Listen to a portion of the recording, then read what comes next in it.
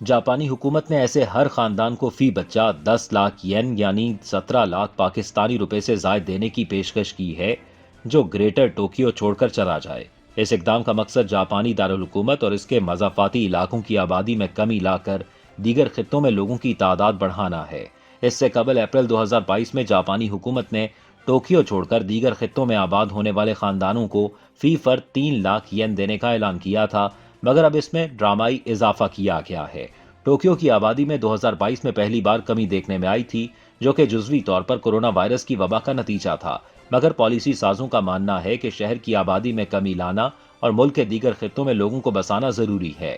فی بچہ 10 لاکھ ین ان خاندانوں کو دیے جائیں گے جو ٹوکیو کو چھوڑ کر جاپان کے دیگر حصوں میں آباد ہوں گے۔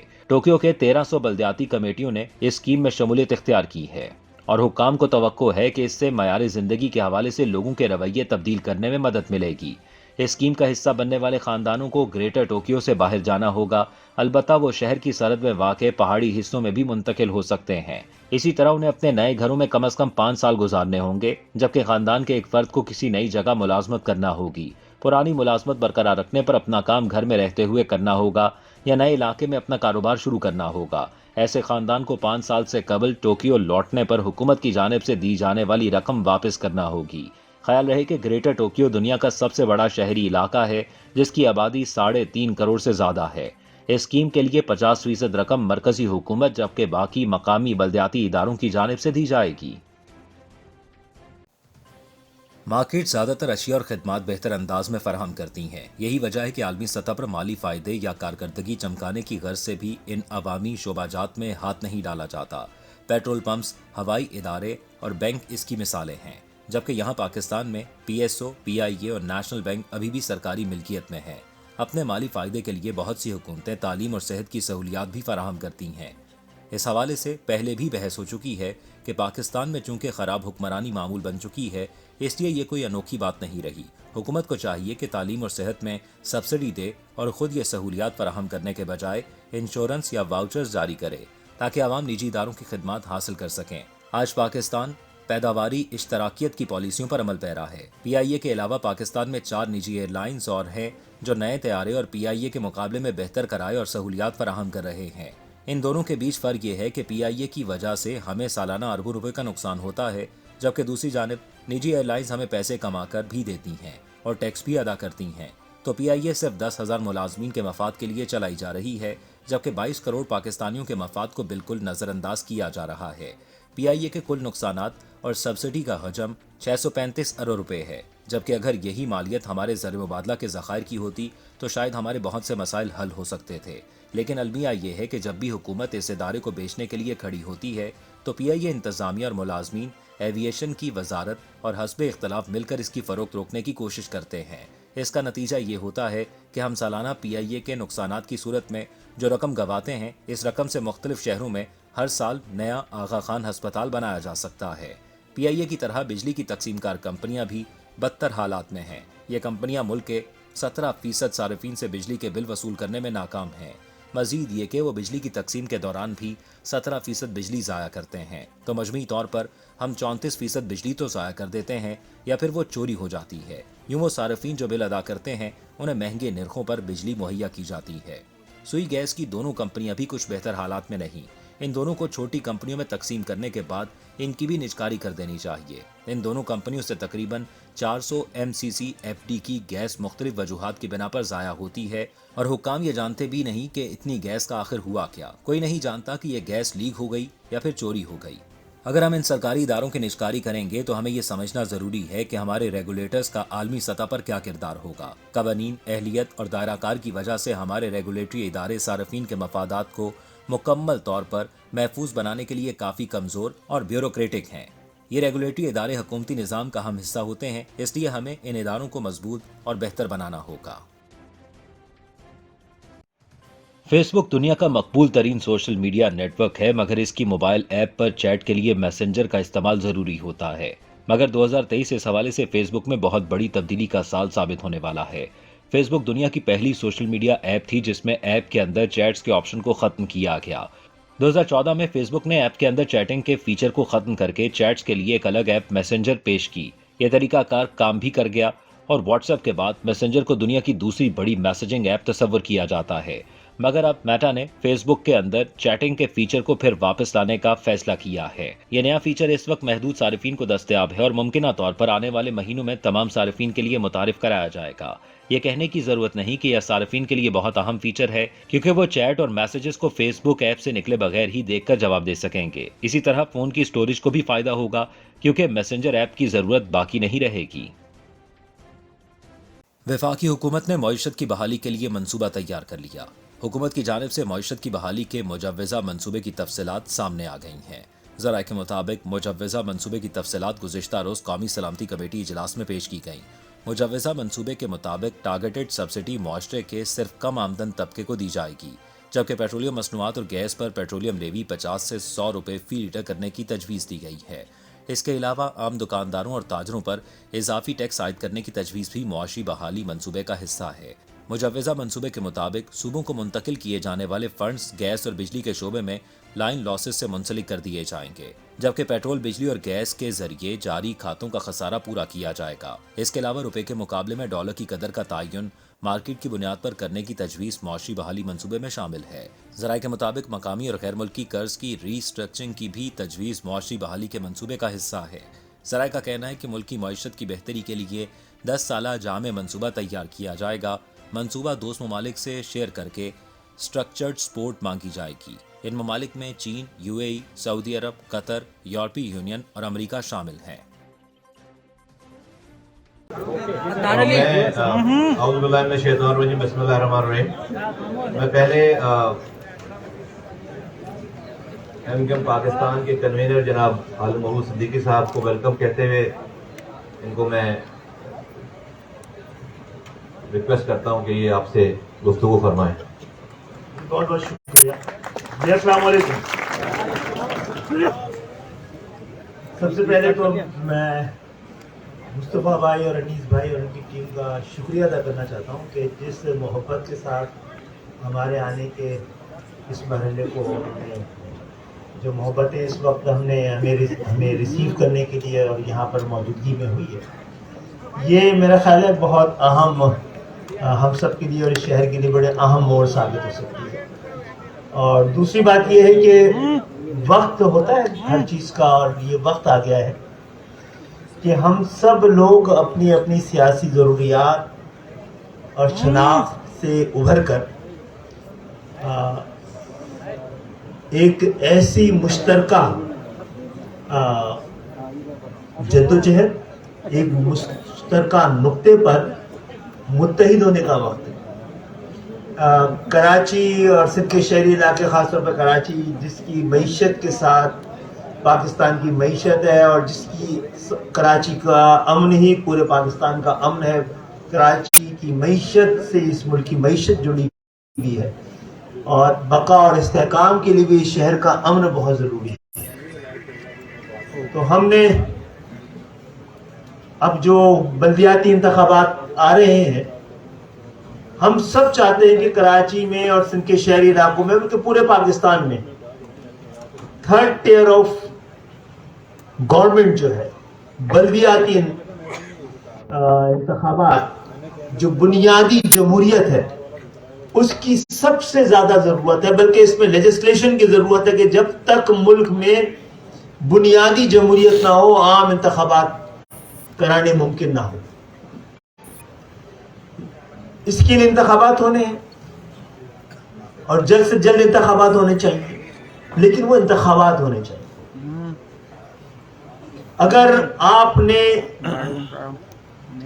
ڈیلیمیٹیشن کے ذریعے، مردم شماری کے، جعلی مردم شماری کے ذریعے، جعلی ووٹر لسٹ کے ذریعے، جعلی حلقہ بندیوں کے ذریعے انتخابات کے نتائج کو کوئی بھی نہیں مانے گا، اور پھر اس بات کا خطرہ بھی موجود رہے گا کہ جن کے پاس وسائل ہے، جن کے پاس انتظامیہ ہے، اور جن کے بعد تسلسل کے ساتھ اس صوبے کا اختیار اور اقتدار رہا ہے، وہ نتائج پر اثر انداز ہو سکتے ہیں۔ تو میں اسی ریکویسٹ کے ساتھ آیا تھا، اور باقی تمام کراچی کے اسٹیک ہولڈرز کو بھی، تمام سیاسی جماعتوں کو بھی، سندھ کے شہری علاقوں کے، اور یہاں پر بسنے والے تمام ہی لسانی اکائیوں کو، تمام ہی پورے ملک کے ہر علاقے کے لوگوں کی ریپرزنٹیشن اس شہر میں ہے.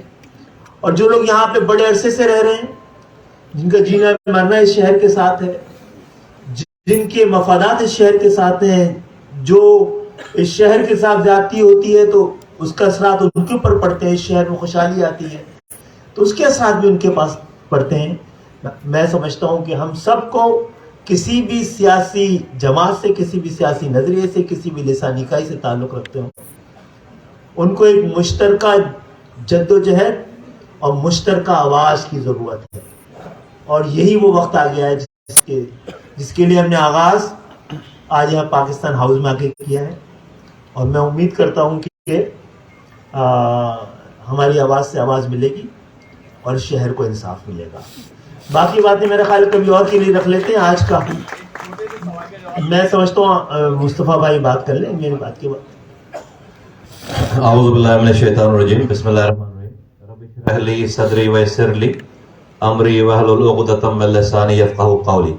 صلی اللہ علیہ وآلہ وسلم. میں خالد مقبول صدیقی صاحب اور ان کی تمام رفقا جو آئے ہیں یہاں پر، ان کو ایک دفعہ پھر خوش آمدید پاک زمین پارٹی کے مرکز پہ، یہاں پر پاکستان ہاؤس پہ. کوئی دو رائے نہیں ہے، جو آج ملک کے جو حالات ہیں اس کو کوئی پارٹی اکیلے ان حالات سے نہیں نکال سکتی. پاکستان جس طرح کے معاشی بدحالی کا شکار ہے، اگر آپ پورا میکرو لیول پہ اگر آپ دیکھیں تو اس معاشی بدحالی سے پاکستان کو آئی ایم ایف نہیں نکال سکتا. آئی ایم ایف جو ہے وہ سانسیں دے سکتا ہے. اگر اس معاشی بدحالی سے کوئی شہر، کوئی سیگمنٹ اس پاکستان کو نکال سکتا ہے تو وہ ہے کراچی. اور اگر کراچی کو اگر آپ نے اس طرح کے اقدامات سے نظر انداز کر کے اپنے سیاسی مقاصد کو حاصل کرنے کے لیے یہاں پر آپ ایک طرح سے قبضہ کرنے، اس کو کانکر کرنے کی اگر آپ کوشش کریں گے تو اس سے صرف ہمارا نقصان نہیں ہوگا. ہم تو برداشت کر رہے ہیں، آوازیں اٹھا رہے ہیں، ہر کوئی اپنے اپنی سطح پر اپنے اپنے طریقے سے بات کر رہا ہے. ہم نے بھی 7 سالوں میں کوئی ایسا مسئلہ نہیں ہے جس کے اوپر نئی آواز اٹھائی ہو، بات کی. لیکن اگر یہ کراچی تباہ ہو رہا ہے، آپ اس کو پینے کا پانی دے نہیں رہے، سیوریج کا نظام، پینے کا پانی گھر پہ آتا نہیں ہے، سیوریج کا پانی گھر سے باہر جاتا نہیں ہے، کچرا آپ اس کا اٹھا نہیں رہے، 2.5 لاکھ نوکریاں دی ہیں، ایک نوکری اس شہر کے حیدرآباد کے لوگوں کو نہیں ہے. پہلے کوٹا سسٹم کے اوپر جو ہے وہ ہم رونا روتے تھے، اب اس کوٹے پہ بھی آپ ہمیں کوٹا نہیں دیتے، یا اس کوٹے پہ بھی جو ہے وہ جعلی ڈومیسائل بنا کر یہاں کے شہر والوں کا کوٹا جو ہے. اور اس میں جب میں شہر کی بات کرتا ہوں، صرف مہاجرت سے متاثر نہیں ہو رہا، اس شہر میں رہنے والا پختون متاثر ہو رہا ہے، اس شہر میں رہنے والا سندھی، پنجابی، بلوچ سب متاثر ہو رہے ہیں.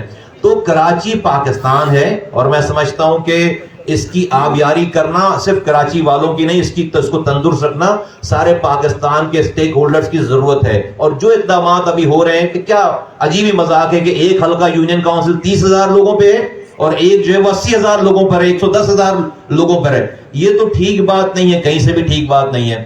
تو ہم اس پہ دو رائے ہو نہیں سکتی. اور میں ہمیشہ سے کہتا رہا ہوں 7-8 سالوں سے کہ بھائی اس کراچی کی ایشوز کے اوپر کوئی بھی آواز اٹھائے گا، ہماری انکنڈیشنل سب کے ساتھ جو ہے وہ سپورٹ ہے. اور ہم نے اس کا مظاہرہ پہلے بھی کیا ہے. یہ بڑی خوش آئند بات ہے کہ ایم کیو ایم پاکستان کے سربراہ کنوینر اپنی ٹیم کے ساتھ آئے ہیں، بات کی ہے، انہوں نے انیشیٹو لیا ہے.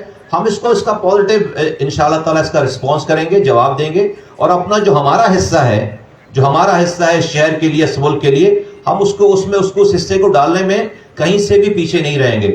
میں ایک بات یہاں سے کہنا چاہتا ہوں پاکستان کے تمام اسٹیک ہولڈرز کو کہ یہاں پر جس طرح کا تسلط ہے اس تسلط سے روکا جائے، پارٹیز کو روکا جائے، جماعتوں کو روکا جائے، سندھ کی حکومت کو روکا جائے. انصاف فراہم، آج اگر سندھ کی حکومت جو ہے وہ انصاف فراہم کرے، صحیح بات کرے، ہم اس کو جو ہے وہ ویلکم کریں گے، اچھی بات کریں گے. لیکن اگر اس طرح کا رویہ رہا تو یہ کوئی مقبوضہ شہر نہیں ہے جس کو جو ہے وہ قبضہ کرنے کی اس کے اوپر بات ہو. تو میں سمجھتا ہوں کہ اس معاملے میں ہم سب لوگ جو ہے وہ اس پہ کوئی دو رائے نہیں ہے، ہم ایک ہیں، ہمیں سمجھ میں آتی ہے یہ والی بات. اور انشاءاللہ تعالیٰ اس شہر کے لوگوں کے لیے اور اس صوبے کے لوگوں کے لیے، اس ملک کے لیے ہم اجتماعی طور پر جو بھی فائدے کی بات ہوگی ہم وہ بات کریں گے. پاک سے زمین پارٹی، میں نے، مصطفیٰ کمال نے، میری پارٹی نے پہلے بھی ذاتی مفادات کے لیے کوئی کام نہیں کیا، اور آج بھی ہم ذاتی مفادات، ذات سے الگ ہٹ کر، اوپر ہٹ کر، ہم قومی اجتماعی مفادات کے لیے مشکل سے مشکل فیصلے کرنے پڑے تو کریں گے انشاءاللہ تعالی. آپ کا بہت شکریہ. یہ بتائیے گا، آپ یہاں پر آئے ہیں، آپ نے مصطفیٰ کمال ان کی پارٹی کو صرف احتجاج کے لیے دعوت دی ہے یا آپ ایم کیو میں شمولیت کا اعلان؟ باقی دعوتیں پہلے دے چکے ہیں اور 5 سال سے دے رہے ہیں، اور ایک سیاسی جماعت ہے، ان کو اپنا فیصلہ کرنا ہے. آپ نے بھی دعوت دی ہے ان کو آنے کی؟ جی ابھی دیتا ہوا آیا ہوں، وہاں کے کارکنوں کے اجلاس میں بھی دیتا ہوا آیا ہوں. یہ سوال ہے آپ سے، آپ یہ فرمائیے گا. تو یہ دعوت آپ کے ذریعے دوبارہ ان تک پہنچ رہی ہے، اور آج ابھی کارکنوں کے اجلاس میں تمام کارکنوں نے اس کو ویلکم کہا ہے. ہم کہہ کے آئے ہیں کہ تمام ہی لوگوں کو جدوجہد میں شامل ہونا ہے. جو شانہ بشانہ چلنا چاہتے ہیں وہ شانہ بشانہ چلے، جو شامل ہو کے چلنا چاہتے ہیں تو اس سے بڑی بات نہیں ہو سکتی. آپ اور مصطفیٰ کمال صاحب جب مل رہے ہیں، قریب آ رہے ہیں، تو P T I, Jamaat Islami پریشان ہو گئی ہے. ملک دشمن عناصر اور ماں سندھو دیش کے جو خواب دیکھنے والے ہیں وہ پریشان ہو گئے. اب آغاز ہو گیا ہے محبت بھائی چارگی کا.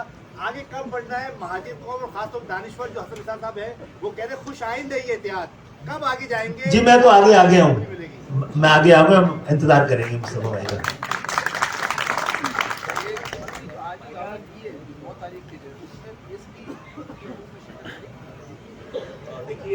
میں نے جیسے کہا کہ یہ حضرات ابھی آئے ہیں، بات کی ہے، ہمیں ڈیفینیٹلی میرے لیے تو ساری باتیں یہ نیوز ہیں، باتیں ہیں، تو ہم اس پہ ٹائم زیادہ نہیں لگائیں گے، لیکن ہمیں اپنے ایک پروسیس سے گزرنا ہے.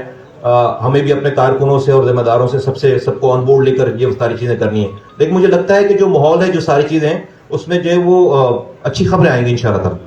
میرے خیال ہے 9 دور ہے، ہمیں تو کل پرسوں سے اترنا ہوگا میدان عمل میں. اور کیونکہ انتخابات کراچی میں، سندھ کے شہری علاقوں میں، پورے پاکستان انتخابات جیتنا سب کا حق ہے، چھیننا کسی کا حق نہیں ہے، تو چھیننے نہیں دینا ہے. بس یہ بتانا ہے کوئی بھی جیتے. آپ کو اعلانیہ دعوت دے دی، پریس کانفرنس میں دے دی، کارکنان سے لے لی، تو آپ کب جا رہے ہیں؟ آپ کب قدم بڑھا رہے ہیں؟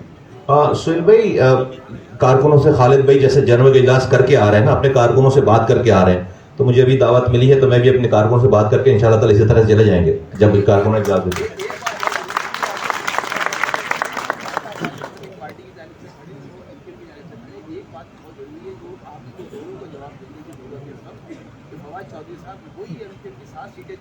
جن کے اوپر یہ حکومت کھڑی تھی، انہوں نے ڈاکوؤں اور چوروں کو اکٹھا ہونے کے بتانا دیا گیا، تو اس طرح سے دیکھتے ہیں. جناب یہ خطرہ ان کے سامنے آ رہا ہے اور اس کو سمجھ بھی پا رہے ہیں، اور میرا خیال ہے یہ جنتی لوگ ہیں، ان کو کوئی فرق نہیں پڑتا کہ کل کیا بات کی ہے، آج کیا بات کی ہے، کل کس کو گلے لگایا، آج کس کے گلے پہ چھری پھیر رہے ہیں. تو میں سمجھتا ہوں شاید ہم لوگوں نے یہ نہیں کیا، نہ ہمیں کرنا چاہیے. ہماری ہی ذمہ داری ہے کہ پاکستان کی سیاست کو تہذیب بھی سکھائی جائے اور اقدار بھی بتائی جائے. بھائی آپ 15 جنوری کو شیڈیول ہے، چل رہی تھی، کل تک بھی چلی ہے، اس میں کیا چیز رکاوٹ بن رہی ہے؟ پاکستان پیپلز پارٹی آپ سے کیا بتا رہی ہے، آپ کو کیا وجہ بتا رہی ہے؟ دیکھیں ان کی بہت ساری وجوہات ہیں. میں سمجھتا ہوں رکاوٹ صرف ہمارے درمیان نیتوں کی ہو سکتی ہے، ورنہ راستہ تو نکل سکتا ہے. آپ ایک ساتھ جدوجہد کرنے کی بات کر رہے ہیں، ابھی بالکل 15 جنوری کو شیڈیول ہے، انتخابات قریب ہیں، تو آپ نہیں سمجھتے انتخابات میں اگر ایک ساتھ جدوجہد کی جائے تو وہ اصل جواب ہوگا؟ اصل کام ہی کرنا یہ ہے کہ ہمیں انتخابات کوئی اگر جیت سکتا ہے تو روکنا نہیں ہے، ہمیں چھیننے نہیں دینا ہے. اسی لیے آئے ہم مل کر کراچی کے مینڈیٹ کو چھیننے نہ دیں. نیو یارک میں برفانی طوفان، مجسمہ آزادی یخ بستہ ہواؤں کا تنہا سامنا کرنے پر مجبور، سیاح ساتھ چھوڑ گئے.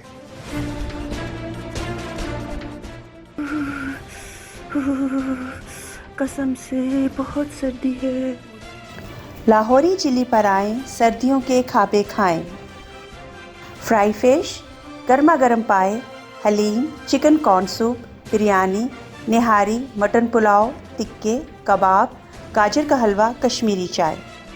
1026 Coney Island Avenue, Brooklyn, New York. 718-859-1400.